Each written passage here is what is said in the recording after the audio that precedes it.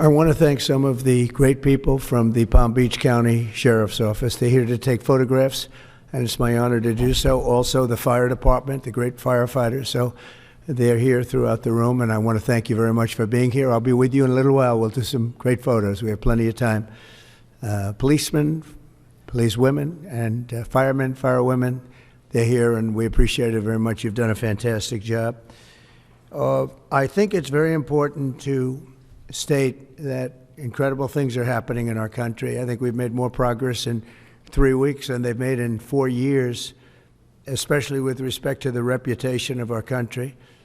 And people are respecting us again as a country and as a powerful country, and maybe a smart country, but maybe not so smart, because when you look at some of the waste, fraud, and abuse that's being uncovered by Doge and the people at Doge, these are young, often young, but super brilliant people, incredible computer scientists and other things, and they're finding levels of fraud and waste and abuse like I think nobody ever thought possible.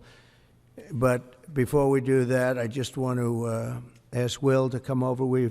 I've just finished signing some executive orders, and if we could start with that, Will, you might want to come up here and just explain what we did. Thank you. Good afternoon, y'all. A short while ago, President Trump signed three items. The first is an executive order relating to the affordability and availability of in vitro fertilization and other fertility treatments. These are treatments that have become unaffordable for many Americans, or have been unaffordable for many Americans. And the executive order is a directive to the Domestic Policy Council to examine ways to make IVF and other fertility treatments more affordable for more Americans.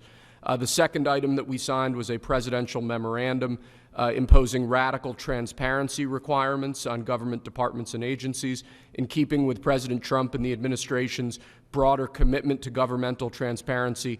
What this presidential memorandum would do is require, as waste, fraud, and abuse is uncovered, as programs are canceled, and ultimately as taxpayer dollars are saved, this presidential memorandum would require departments and agencies to make all of the details of that freely available to the public.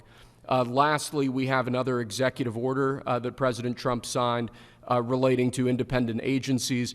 This executive order would establish important oversight functions in the Office of Management and Budget and its subsidiary office, OIRA, supervising independent agencies and many of their actions, and also reestablishes the longstanding norm that only the President or the Attorney General can speak for the United States when stating an opinion as to what the law is. Thank you very much, Will. That was the primary purpose of this conference, to explain that they're all very important in their own way. Fertilization, I've been saying that we're going to do what we have to do, and I think the women and families, husbands, are very appreciative of it. But that was it. I do want to say while I'm up here, I've been contacted by some of the biggest companies in the world, and because of what we're doing economically and through tariffs and taxes and incentives, they want to come back into the United States. And we'll be announcing various very large companies, the biggest actually, and they'll be coming back, having to do with chips and having to do also with cars and lots of other things. We're going to be announcing some very, very big,